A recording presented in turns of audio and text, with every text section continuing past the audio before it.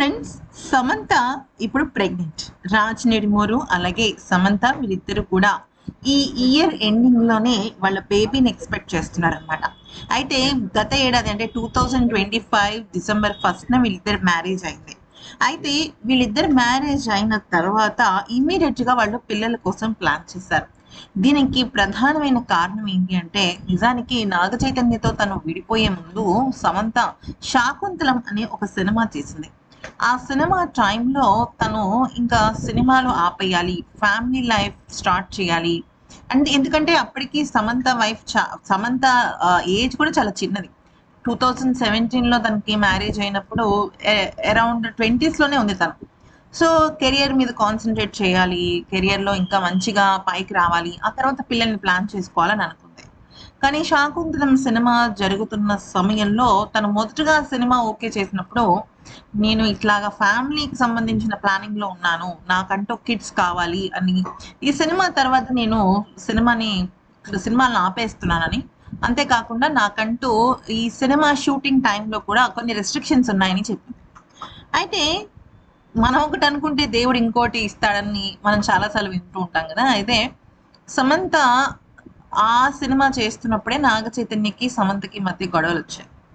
కానీ తను తల్లవ్వాలి అన్న ఒక బలమైన కోరిక తన మనసులో అలా నాటుకుపోయింది. ఆ తర్వాత తను మయోసైటిస్తో బాధపడుతూనే యశోద సినిమా చేసింది. అసలు యశోద సినిమా తనకి మయోసైటిస్ ఉన్నా కూడా చేయడానికి కారణం, ఆ సినిమా పూర్తిగా గర్భం, తల్లి మనస్సు, బిడ్డ ఇటు ఈ మూడు చుట్టూ తిరుగుతుంది కాబట్టే.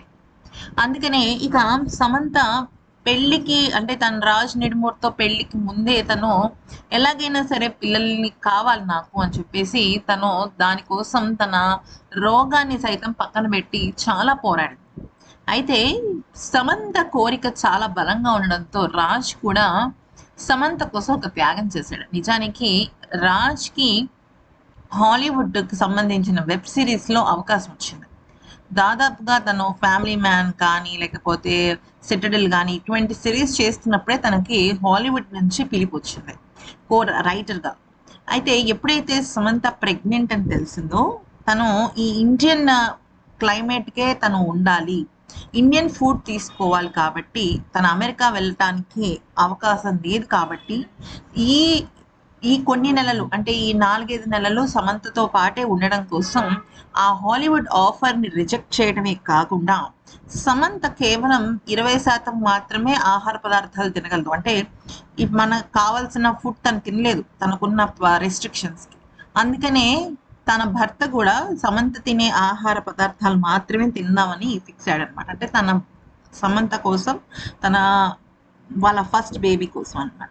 సో మరి ఈ వీడియో కనుక నచ్చినట్టయితే లైక్ చేసి సబ్స్క్రైబ్ చేసుకోండి.